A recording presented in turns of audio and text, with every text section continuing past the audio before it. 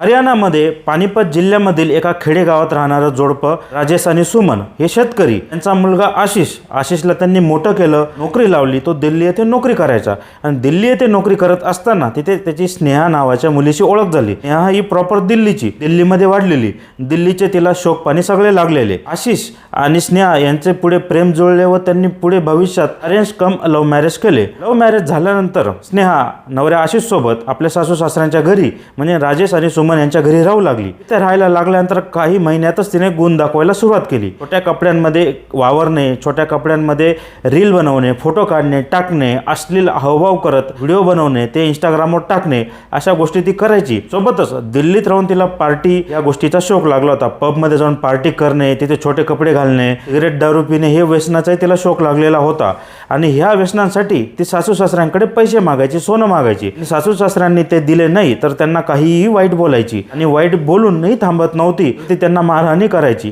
आणि हीच गोष्ट राजेश आणि सुमन यांनी त्यांचा मुलगा आशिष याला सांगितली असताना आशिष हा बायकोचा बैल होऊन बसलेला होता. यावर काही बायकोला बोलायचं नाही. त्याच्यामुळे तिचा अजून दिवसेंदिवस धीटपणा वाढत गेला व ती सासू सासऱ्यांना मारणं, छोट्या कपड्यात वावरणं, अश्लील हावभावांमध्ये व्हिडिओ बनवून इंस्टाग्रामवर टाकणं हे सगळे तिचे चाळे चालू होते. तर राजेश आणि सुमन यांनी स्नेहाच्या आईवडिलांनाही कंप्लेंट केलेली असताना त्यांनी आपल्या मुलीला समजवण्याच्या ऐवजी ते उलट राजेश आणि सुमन यांना वाईट साईड बोलायचे. घरी आले समजवायला तर उलट सासू सासऱ्यांनाच मारायचे. स्नेहाची बहीण ही पण ह्या कार्यात मोठी सहभागी होती. तिच्या बहिणीला सपोर्ट करत तिच्या बहिणीच्या सासू सासऱ्यांना वाईट बोलणे, मारणे ह्या गोष्टी ती नेहमी करायची. आणि शेवटी या सगळ्या गोष्टी असह्य झाल्या म्हणून राजेश आणि सुमन यांनी काहीतरी भाषण करून घेतले. यूट्यूबच्या टर्म्समुळे शब्द वापरू शकत नाही. त्यांनी आपले जीवन संपवल्यानंतर राजेशचा मोठा भाऊ यांनी ह्या गोष्टी अगोदर पाहिलेल्या होत्या म्हणून त्यांनी पोलिसांना ह्या गोष्टी सगळ्या सांगितल्या.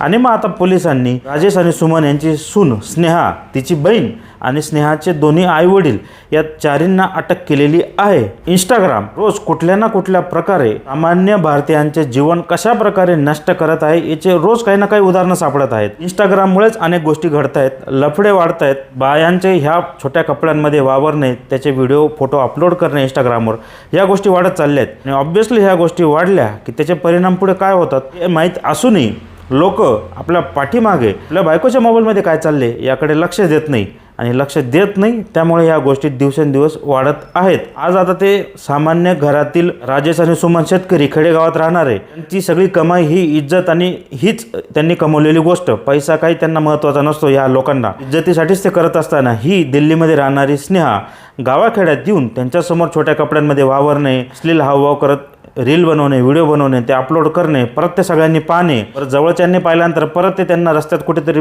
दिसले त्यांना विचारणार तुमची सून अशी करते. या सगळ्या गोष्टींचा मानसिक त्राण प्लस स्नेहाच्या आई वडिलांनी केलेली मारहाण या गोष्टींमुळे राजेश आणि सुमन दोघी नवरा बायकोने जीवन संपले. कारण त्यांचा मुलगा आशिष हा बैल होऊन गेलेला होता बायकोचा. इंस्टाग्राम हे एक प्रकारचं व्यसन आहे जे हळूहळू प्रत्येकाच्या घरात घुसतंय.